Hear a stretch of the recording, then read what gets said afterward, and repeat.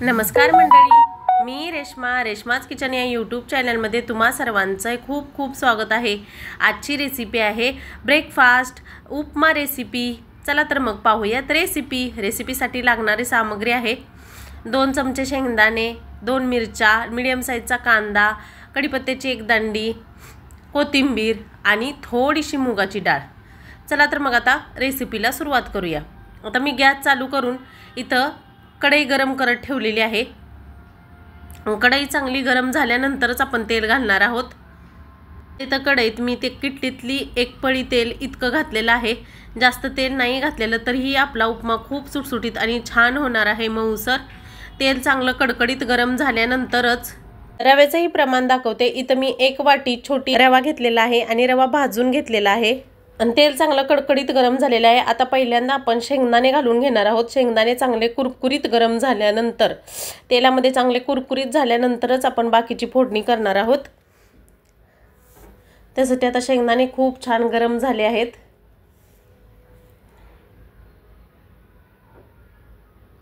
असे एकसारखे हलवत मी मस्त असे शेंगदाणे तळून घेणार आहे या तेलामध्ये।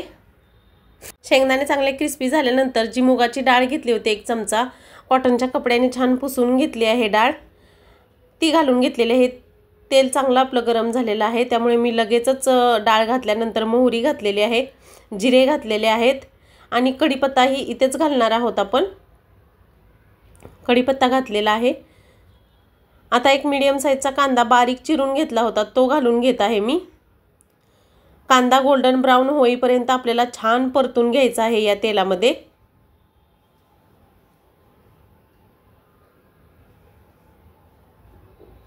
उरलेला कांदा, मिरची सगळं घालून घेतलेलं आहे मी इथं।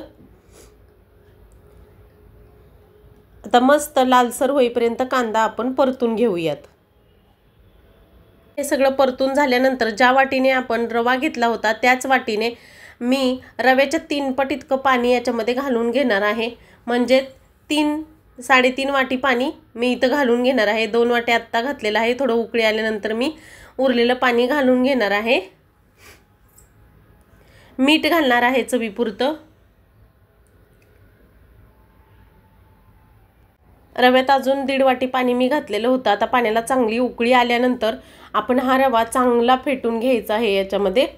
पाण्याला चांगली उकळी आल्यानंतरच रवा आपल्याला असा पेरायचा आहे वरून, नाहीतर मग रव्याच्या गुठळ्या होतात आणि उपमा खाताना एवढा टेस्ट येत नाही। गुठळ्या तशाच दाताखाली येतात आणि चांगलं लागत नाही। म्हणून आपण असंच एकसारखं हलवत उकळी आल्यानंतरच आपण रवा यात मिक्स करून घेणार आहोत।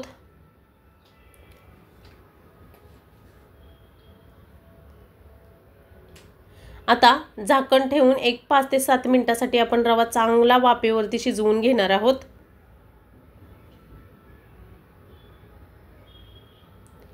5 मिनिटांनंतर बघू शकता मस्त असा मऊसर आपला रवा रेडी आहे। छान मस्त होतो हा उपमा। तुम्ही नक्की करून पहा। रेसिपी आवडली असेल तर रेश्माज किचनला लाईक, शेअर, सबस्क्राईब जरूर करा। चला तर मग मी प्लेटमध्ये तुम्हाला सर्व करून दाखवते रवा।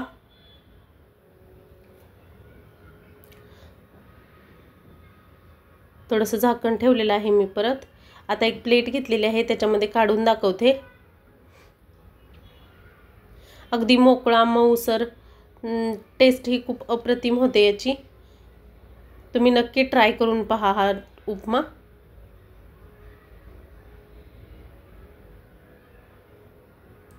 असं प्लेटमध्ये उपमा घालायचा, वरून कोथिंबीर भुरभुरायची। मस्त लागतो हा उपमा, नक्की ट्राय करून पहा। रेसिपी आवडली असेल तर लाईक, शेअर, सबस्क्राईब जरूर करा। भेटूयात एका नवीन रेसिपी बरोबर नवीन व्हिडिओमध्ये। तोपर्यंत बाय।